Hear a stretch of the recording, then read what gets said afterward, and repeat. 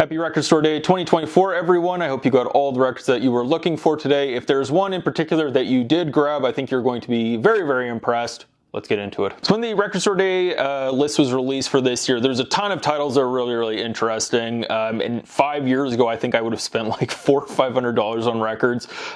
Just there was so much abundance, so much variety. Obviously, a lot has changed. There's just awesome records coming out constantly. I'm more involved in the vinyl community now. I'm always finding out about new stuff. So, I mean, Record Store Day is less exciting on the actual day. So, you know, I don't really line up anymore. But there's one entitled that I thought about lining up for, and that was the Talking Heads live at WCOZ 77.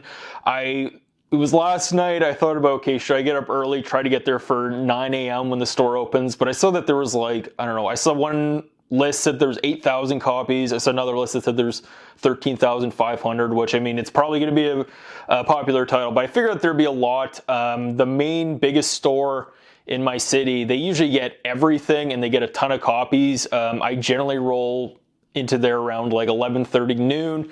I've never had problems getting stuff that I've really wanted. Usually the stuff that's super, super in demand is usually gone by that point, but the crowds are a little bit lower.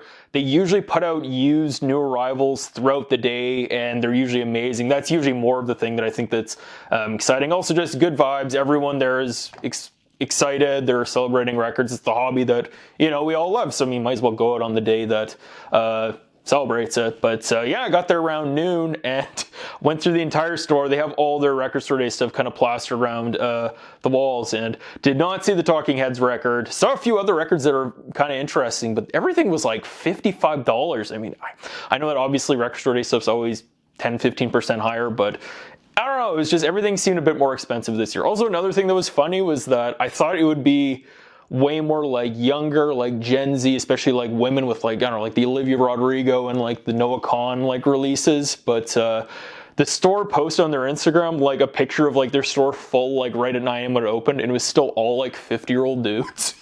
So it's like, I guess nothing's really changed. But yeah, they had nothing that I was really interested in. None of the new arrival bins had anything decent. It was just kind of disappointing. So I ended up leaving the store after only about 10 minutes or so, where like in previous years I've spent like an hour and a half, 2 hours there at Record Store Day. But there's another store about a 15-20 minute walk away that usually does get Record Store Day stuff.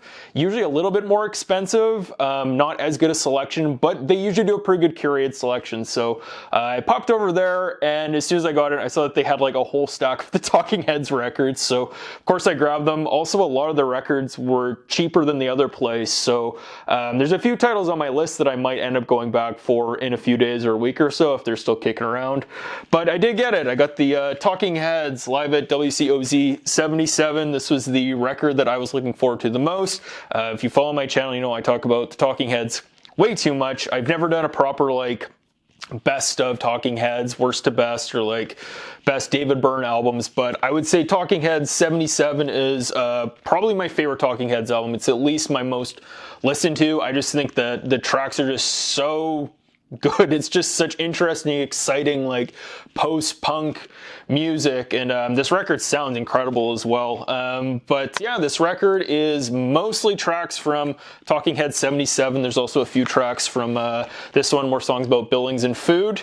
This was a recording done at the end of 1977, so it's kind of between the two album cycles. A few of these tracks appeared on the album. The name of this band is the Talking Heads, but a lot of this has just been never released before, so this was very, very exciting to Talking Heads fans.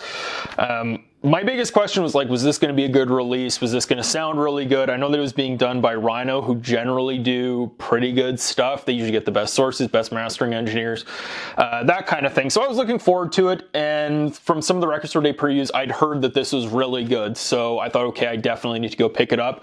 It was more expensive than I expected, $55, which for a double LP and like very basic packaging for Record Store Day, I would have expected to pay like maybe $40 in years past, but definitely more money than I expected. But I mean, it was a title I was actually really excited about.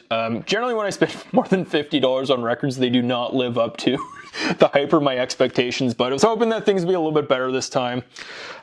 Yeah, very, very basic packaging, thin kind of cardboard jacket, no book, no insert, no gatefold, just two records, double 45, which is awesome in these kind of like poly-lined paper sleeves. I love that they chose to do as a double 45. They really use all the space. I'm not sure exactly how long this album is, but I assume that it maybe was a little bit too long to do it as a 1 LP 33 pressing. They extended it. They really use all the space on on all 4 sides of the record. They did it as 45. I'm so happy that they didn't do 3 sides at 33 and put like an etching on the 4th side. You got all the sides of music. They used all the space that they could, and the 45 really, really was worth it. I mean, this thing was bonkers sounding. I mean, first of all, like the track listing, obviously, Talking at 77, so many classic tracks. Some really, really good, great rendition of Psycho Killer, Pulled Up, the book I read, Don't Worry About the Government, Take Me to the River, like absolutely classic stuff.